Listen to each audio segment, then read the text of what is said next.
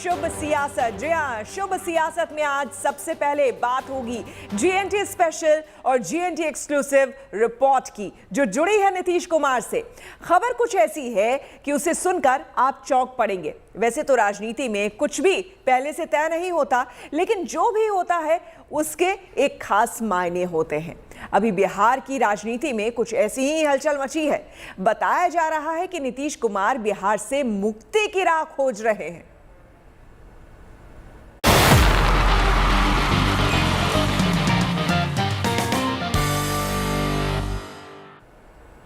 चलिए आपको बता दें कि दरअसल खबर यह है कि नीतीश कुमार बिहार का मुख्यमंत्री पद छोड़कर राज्यसभा का रुख कर सकते हैं।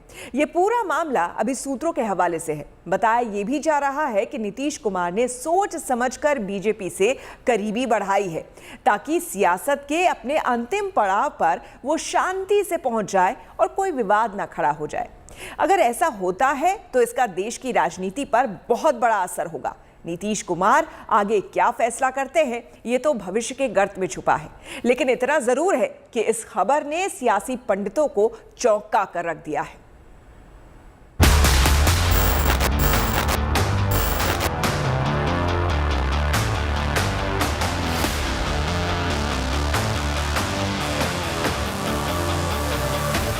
कमरे में पत्रकारों के साथ बिना माइक और कैमरे के ऐसी बात कह दी जिससे दिल्ली की सियासत में अटकलों का बाजार गर्म हो गया है। इतना जरूर है कि अगर धुआं उठा है तो आग कहीं न कहीं मुक्ति मिलेगी तब ना। अब सवाल ये खड़ा होता है कि नीतीश कुमार ने अपने चेंबर में पत्रकारों के साथ बिहार छोड़ने की जो बात कही वो उन्होंने क्यों कही। नीतीश कुमार आखिर क्यों बिहार छोड़ना चाहते हैं और बिहार छोड़कर वो कहां जाना चाहते हैं। माना यही जा रहा है कि एक लंबे समय से बिहार की सत्ता पर काबिज नीतीश कुमार अपने आखिरी सियासी दिन हस्तिनापुर यानी कि दिल्ली में बिताना चाहते हैं।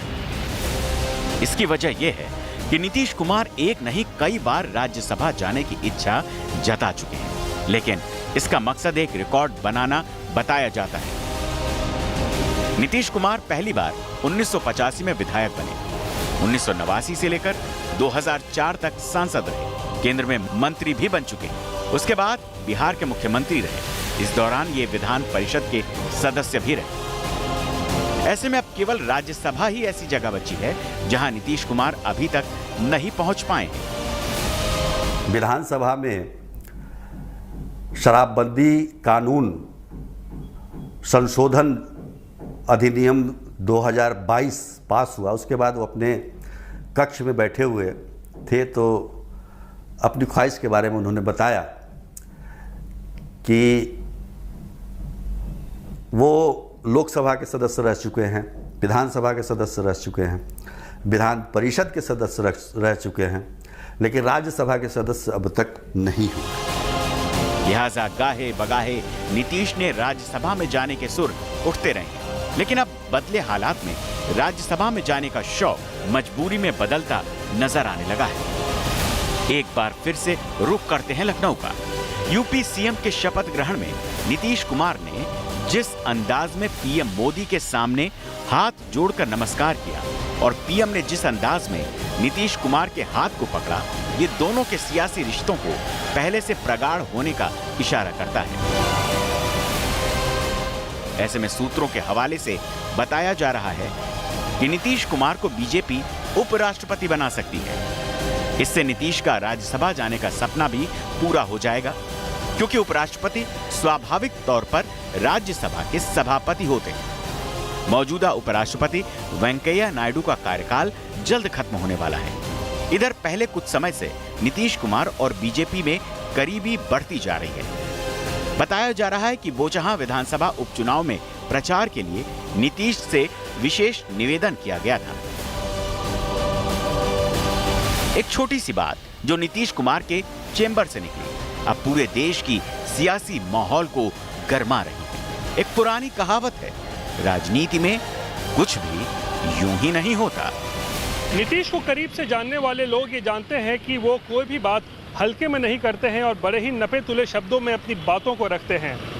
राष्ट्रीय राजनीति में लौटने का शगुफा छोड़कर नीतीश दरअसल माहौल भांपने की कोशिश कर रहे हैं।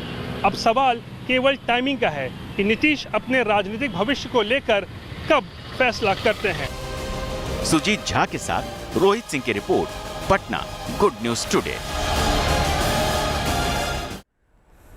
सूत्रों के हवाले से जो खबर बताई जा रही है, इसका दूसरा हिस्सा भी है। बताया जा रहा है कि नीतीश कुमार बिहार का मुख्यमंत्री पद छोड़कर राज्यसभा जाना चाहते हैं। फिर बिहार में कौन मुख्यमंत्री बनेगा? इस सवाल के जवाब में बताया जा रहा है कि अब वहां बीजेपी का मुख्यमंत्री बन सकता है। मतलब ये कि बिहार में जो बीजेपी अभी तक सत्ता में छोटे भाई का रोल निभा रही थी, वो अब बड़े भाई का किरदार निभा सकती है। बीजेपी का प्लान सेट है और खबर यहां तक है कि मुख्यमंत्री का चेहरा तलाशने की कवायद भी शुरू हो गई है।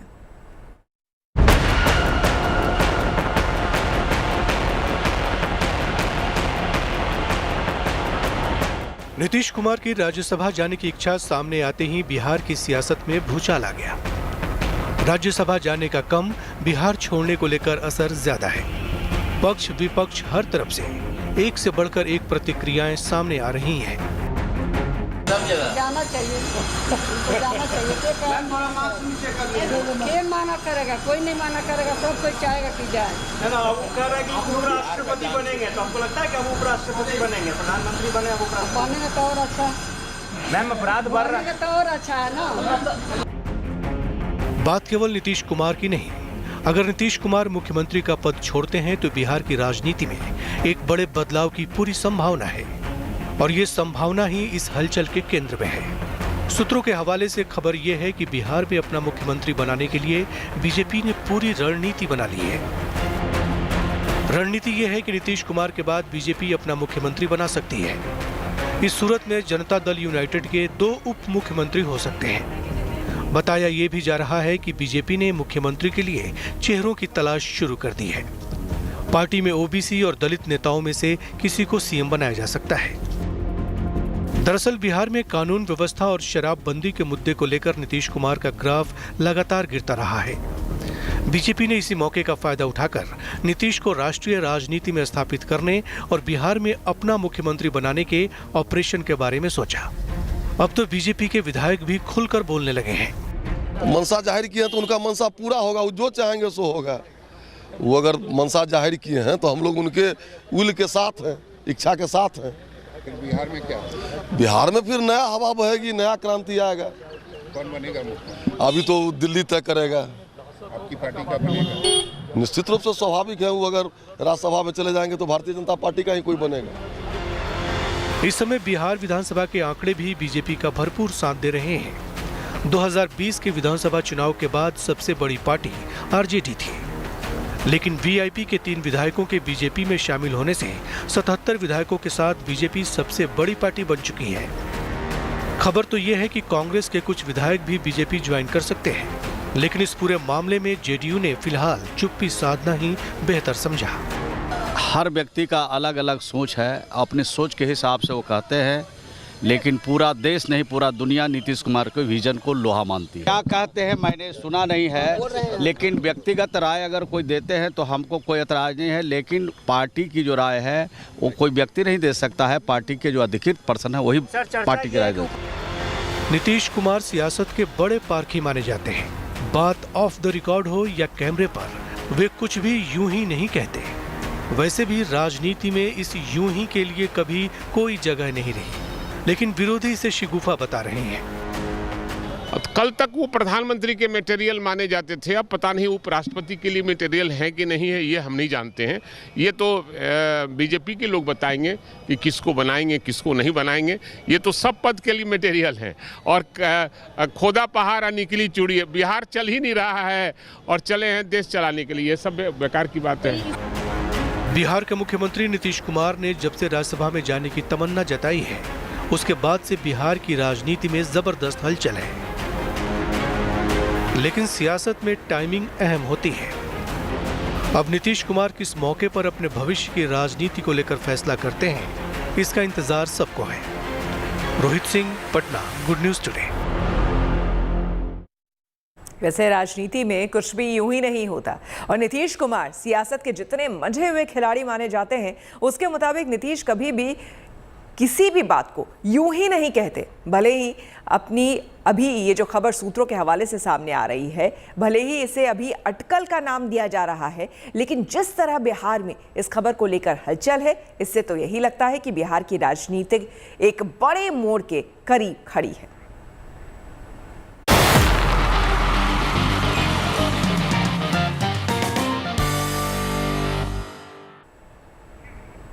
चलिए अब बात राज्यसभा की। आज राज्यसभा से 72 सांसद रिटायर हो गए हैं, जो 19 राज्यों का प्रतिनिधित्व कर रहे हैं। इस मौके पर विदाई समारोह आयोजित किया गया, जिसमें सभी वरिष्ठ सदस्यों ने रिटायर हो रहे सांसदों के लिए स्पीच दी। इस दौरान प्रधानमंत्री के संबोधन से सदन का माहौल थोड़ा भावुक और सकारात्मक हो गया।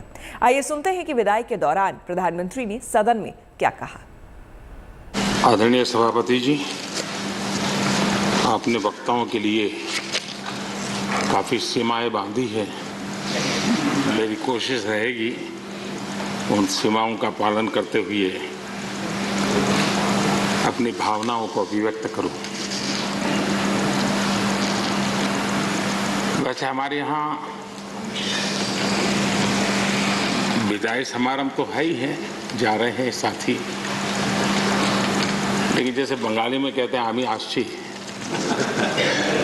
या गुजराती में कहते हैं आवजो, कम अगेन। वैसे कहते तो बाय बाय, लेकिन कहते कम अगेन।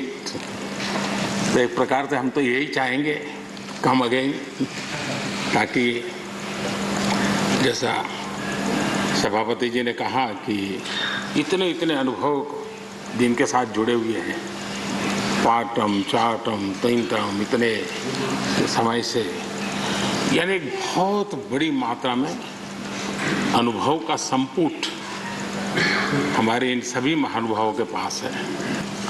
ये आज़ादी का अमृत महोत्सव है। आज़ादी के 75 साल हुए हैं। हमारे महापुरुषों ने देश के लिए बहुत कुछ दिया। अब देने की जिम्मेवारी हमारी है। हम यहाँ से उस भाव को लेकर के, क्योंकि अब थोड़ा समय ज़्यादा होगा हमारे पास, जब यहाँ से जा रहे हैं तो सभापति जी का बंधन भी नहीं होगा। तो आप बड़े खुले मन से एक बड़े मंच पर जाकर के आज़ादी के अमृत महोत्सव के इस महामूल्य पर्व को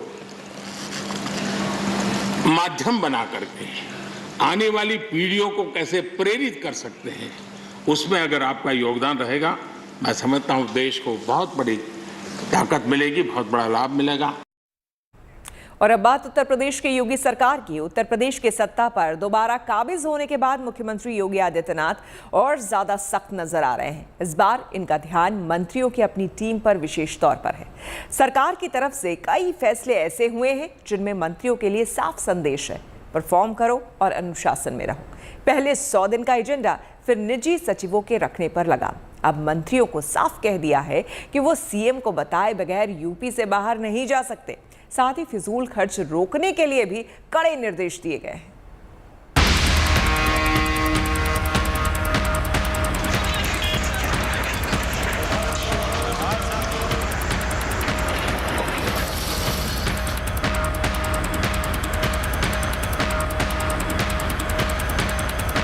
यूपी के 100 दिन का रोड मैप तैयार है। माफिया पर शिकंजा कसने के लिए बुलडोजर भी रेडी है।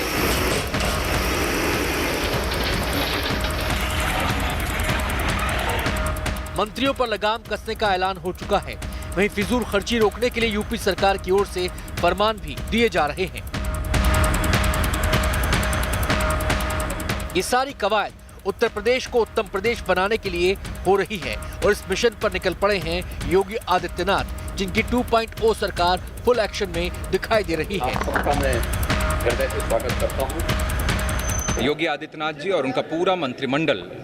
मैं समझता हूं कि उत्तर प्रदेश को एक नई ऊंचाई पर ले जाने का काम करेगी, विकास को बढ़ाने का काम करेगी और एक उत्तम प्रदेश, सुंदर, स्वच्छ, उज्जवल, सुरक्षित प्रदेश बनाने का काम वह पूरी कैबिनेट मिलकर करेगी। इसके लिए मेरी शुभकामनाएं। उत्तर प्रदेश की सत्ता पर दोबारा काबिज होने के बाद मुख्यमंत्री योगी आदित्यनाथ और ज्यादा सख्त नजर आ रहे हैं। इस बार उनका ध्यान अपनी टीम और खास तौर पर मंत्रियों पर है। सरकार की तरफ से कई फैसले ऐसे हुए हैं जिनमें मंत्रियों के लिए साफ संदेश है, परफॉर्म तो करना ही होगा। सभी मंत्रियों को अपने अपने विभागों की समीक्षा के लिए कहा गया है और कार्यों का मास्टर प्लान तैयार रखने को कहा गया है। दरअसल यूपी विधानसभा चुनाव के दौरान योगी सरकार के मंत्रियों, विधायकों और अफसरों में तालमेल की कमी की बात सामने आई थी। यही नहीं, कई जिलों से खबरें आई थी कि चुनाव जीतने के बाद विधायक और मंत्री अपने इलाके में गए ही नहीं, जिनके चलते लोगों में गुस्सा देखने को मिला।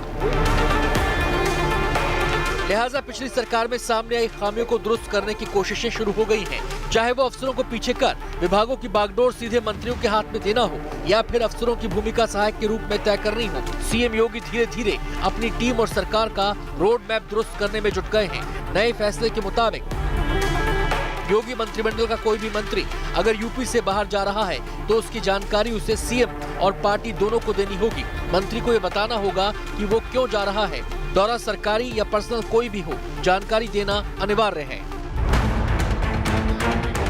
मंत्रियों के बेवजह दौरों और दिल्ली में बेवजह बड़े नेताओं के चक्कर लगाने से रोकने के लिए, सरकारी धन के दुरुपयोग और किसी भी तरह की कंट्रोवर्सी से बचने के लिए सीएम ने ये निर्देश जारी किए हैं। मंत्रियों के लिए नई गाड़ियां नहीं खरीदने का फैसला लिया गया है। मंत्रियों के सरकारी आवास और दफ्तर में नई साज सज्जा नहीं होगी, नए फर्नीचर की खरीदारी नहीं की जाएगी। 25 मार्च को शपथ लेने के बाद से ही सीएम योगी आदित्यनाथ ताबड़तोड़ फैसले ले रहे हैं। सरकार के गठन और विभागों के बंटवारे के बाद अब उनकी नजर मंत्रियों के कामकाज पर टिकी है। इस बार मंत्रियों को पुराने स्टाफ रखने की छूट नहीं दी गई है, साथ ही वो अपनी पसंद से निजी स्टाफ भी नहीं रख सकेंगे। इसमें पिछले 5 साल से इन पदों पर तैनात रहे 208 अधिकारियों को भी दोबारा अवसर नहीं दिया गया है। उत्तर प्रदेश में अगर अभी तक के कार्यकाल पर नजर डालें तो एक बात तो साफ है कि इस बार मंत्रियों की मनमर्जी नहीं चलेगी। उनके काम का आकलन उनके विभाग के काम के अनुसार होगा, यानी कि उनके विभाग किस तरह से काम कर रहा है, उसमें फिजूल खर्ची में बचत हो रही है या नहीं हो रही है, उनके विभाग का पब्लिक कनेक्ट कितना है, और नंबर सबसे आखिरी कि मंत्री जो हैं वो खुद अनुशासित हैं या नहीं। ये सारे दायरे होंगे इस बार अनुशासन के। योगी के फैसले बता रहे हैं कि मंत्रियों की डगर इस बार कठिन रहेगी। यूपी सरकार के नवनिर्वाचित सभी मंत्रियों को सीएम योगी ने 100 दिन का टारगेट दिया है। 100 दिन के अंदर सभी मंत्रियों को अपने अपने विभागों की समीक्षा करनी होगी। इस समीक्षा के आधार पर काम की योजना तैयार कर मास्टर प्लान बनाना होगा। शहरी क्षेत्र और ऊर्जा क्षेत्र दोनों ही देश की प्रगति और विकास के लिए दो बहुत ही महत्वपूर्ण विभाग हैं, बहुत ही महत्वपूर्ण क्षेत्र हैं, जो जीडीपी के हिसाब से भी, अर्थव्यवस्था के हिसाब से भी और एक व्यक्ति के जीवन के हिसाब से भी दोनों बहुत महत्वपूर्ण क्षेत्र हैं। उन दोनों क्षेत्रों में हम जितना हमसे बेहतर हो सकेगा हम करेंगे। भ्रष्टाचार पर जीरो टॉलरेंस और पारदर्शी सरकार की अपनी यूएसपी को योगी 2.0 सरकार में बनाए रखने के लिए सीएम के साथ साथ कानून के पहरेदारों ने भी मोर्चा संभाल लिया है। पुलिस विभाग में जितने भी छोटे छोटे जो डिपार्टमेंट्स हैं जो कि अलग अलग है, उन्होंने सब ने अपने अपने टारगेट्स बनाए हैं। उनकी समीक्षा पहले डीजी मुख्यालय पे मैंने की और आज एसीएस होम और मैंने दोनों ने मिलकर इसको किया है और शीघ्र ही इसका प्रेजेंटेशन मुख्य सचिव महोदय के सामने भी किया जाएगा। स्वागत और अभिनंदन। नई सरकार के गठन के साथ ही उत्तर प्रदेश के नौकरशाही और पुलिस महकमे में फेरबदल किया गया है। योगी 2.0 के गठन के बाद अफसरों के ट्रांसफर की प्रक्रिया शुरू हो चुकी है ताकि कानून व्यवस्था सुचारू रूप से काम कर सके। Bureau report, good news today. और उत्तर प्रदेश के बाद अब बात पंजाब की। पंजाब में आम आदमी पार्टी की सरकार बनते ही लोगों ने भ्रष्टाचार के खिलाफ इनकलाब बोल दिया है। महज 1 हफ्ते में ही एंटी करप्शन हेल्पलाइन पर 1.5 लाख से ज्यादा शिकायतें दर्ज कराई गई हैं, जिसमें 2 मामलों में कार्रवाई भी हो गई है। अब पंजाब सरकार ने भी भ्रष्टाचार के मामलों को भगवंत मान ने नंबर जारी किया है भ्रष्टाचार के खिलाफ, इसका बहुत फायदा देखने को मिल रहा है। जैसे सरकारी इदारे हैं, जो भी हैं, जो कोई भी केंद्र हैं, उनमें अगर चले जाओ तो आपका काम पहले के आधार पर होता है। जब से आम आदमी को उम्मीदवार भगवंत मान जी ने ये टोल फ्री नंबर जारी किया है, तब से जो सरकारी काम है उनमें कोई दिक्कत नहीं आ रही। जो भ्रष्टाचार है बंद हो चुका है बिल्कुल। बहुत अच्छा लग रहा है जब से जो टोल फ्री नंबर जारी हुआ है, तब से जो भी हमारे सरकारी काम होते थे पैसे देकर करने पड़ते थे, वो भी हमारे फ्री में हो रहे हैं। शहीदी दिवस के मौके पर शहीद भगत सिंह, सुखदेव और राजगुरु को श्रद्धांजलि देने के साथ ही anti corruption action line number जारी किया गया था और उम्मीद जताई गई कि इसके जरिए बेहतर पंजाब बनाएंगे। आज आलम यह है कि पंजाब की एंटी करप्शन हेल्पलाइन पर शिकायतों का पहाड़ लगा है और दावा ये किया जा रहा है कि 1.5 लाख शिकायतों में महज 2 शिकायत पर पंजाब विजिलेंस ब्यूरो ने कार्रवाई शुरू की। इनमें एक FIR Jalandhar range police station में की गई, तो वहीं दूसरी FIR Amritsar vigilance range police station में दर्ज की गई। जालंधर रेंज पुलिस स्टेशन में रेवेन्यू अधिकारियों के खिलाफ केस दर्ज हुआ, तो वहीं अमृतसर में पुलिस कर्मचारियों के खिलाफ केस दर्ज हुआ। 1.5 लाख से ज्यादा की तादाद में शिकायत दर्ज होने के बावजूद महज 2 मामलों पर केस दर्ज होने के पीछे आम आदमी पार्टी कुछ और ही वजह बता रही है। बहुत सारे लोग अभी भी कई साल पुरानी कंप्लेंट भेज रहे हैं। कई लोग कई तरह की रिक्वेस्ट, मान साहब से कोई सेल्फी की रिक्वेस्ट कर रहा है, कोई सीएम हाउस देखने की रिक्वेस्ट कर रहा है। तो मेरा आपके माध्यम से पंजाब के लोगों से ये आग्रह है कि ये एंटी करप्शन एक्शन लाइन सिर्फ और सिर्फ करप्शन को खत्म करने के लिए पंजाब सरकार ने स्थापित की। इस पे सिर्फ ऑडियो और वीडियो, जहां करप्शन कोई कर्मचारी या कोई आदमी कर रहा है उसके बारे में इंफॉर्मेशन। पंजाब में भ्रष्टाचार पर नकेल कसने के मिशन को भगवंत मान ने अपने एजेंडे में सबसे ऊपर रखा। लिहाजा एंटी करप्शन नंबर की रोजाना रिपोर्ट मुख्यमंत्री को भेजे जाने का फैसला किया गया, ताकि भगवंत मान की नजर में ये रहेगा कि कितनी शिकायतें आई और कितनों पर कार्रवाई हुई।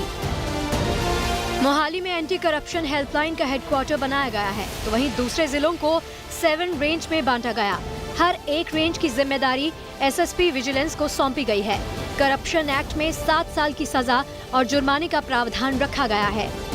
पहले क्या था, हेल्पलाइन तो पहले भी बहुत सारी आती थी, लेकिन हमने एंटी करप्शन एक्शन लाइन नाम दिया, जिसपे एक विजिलेंट सीनियर ऑफिसर्स की एक टीम 24 आवर्स उसको मॉनिटर करती है। और जैसे ही हमको कोई शिकायत मिलती है, पहले उसकी शिकायत की वेरिफिकेशन, उसकी ऑथेंटिसिटी को वो जो सीनियर ऑफिशियल्स की टीम है वो करती है, उसके बाद एक्शन लिया जाता है। लेकिन एक्शन इमीडिएटली लिया जाता है उसके बाद। भ्रष्टाचार को मिटाने के लिए पहली बार दिल्ली की केजरीवाल सरकार ने मोबाइल नंबर जारी किया था। केजरीवाल की तर्ज पर ही भगवंत मान ने एंटी करप्शन एक्शन लाइन का आगाज किया।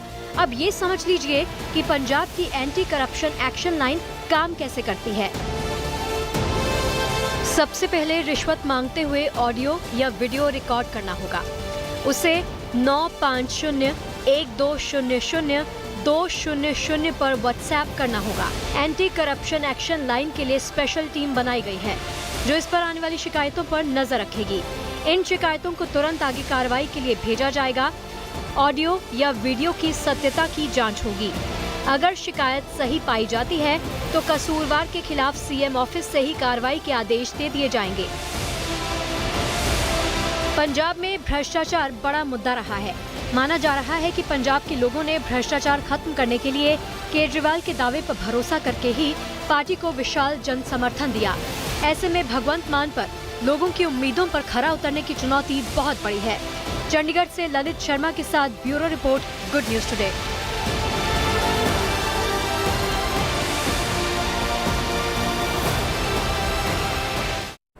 और शुभ सियासत में वक्त हो गया है छोटे से ब्रेक का। ब्रेक के बाद दिखाएंगे कि अप्रैल की सुबह चंडीगढ़ में बदलाव की कौन सी खबर लेकर आने वाली है। बने रहे हमारे साथ, देखते रहिए GMT।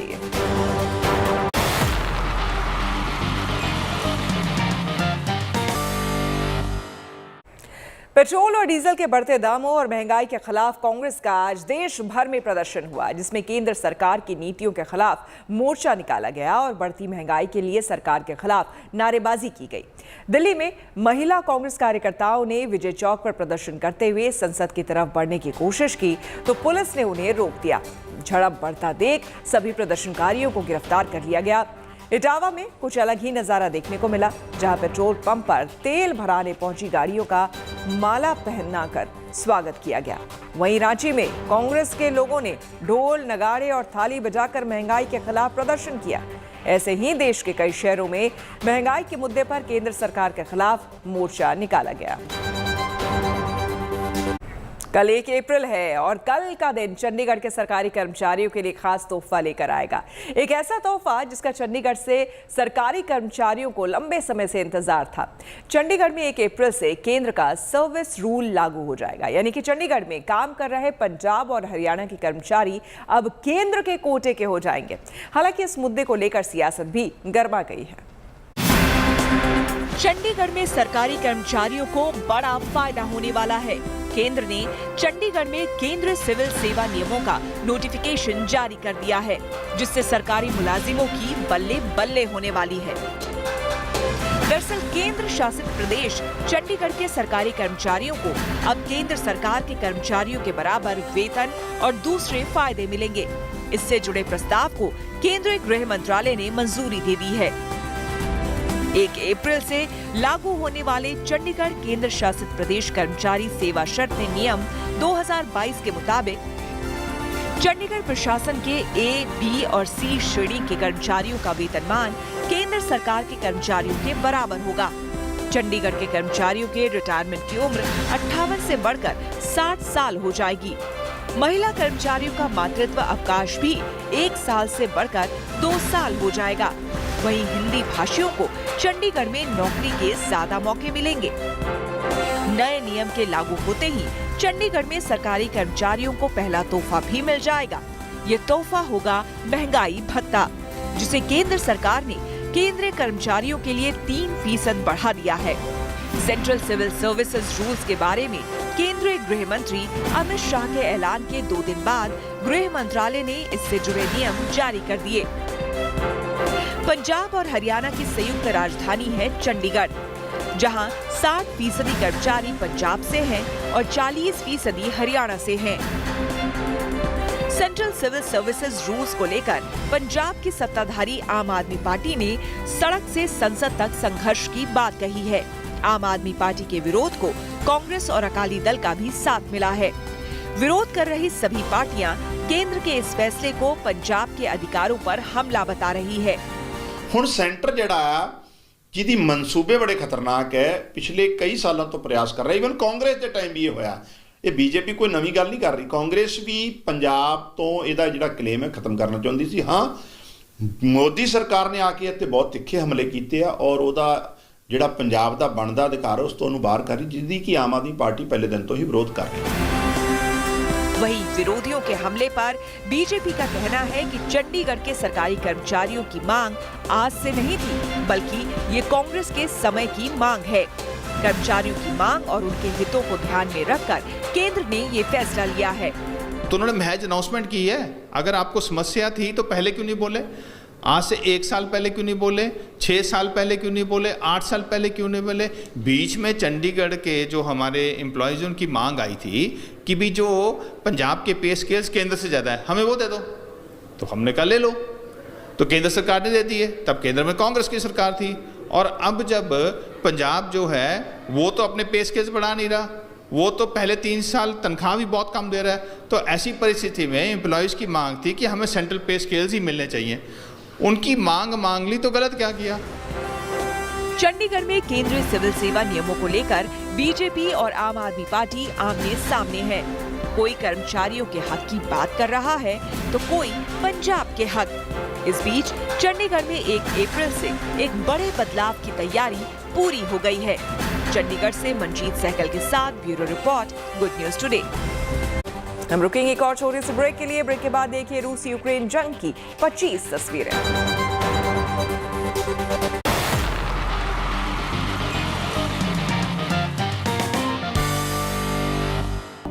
Good news.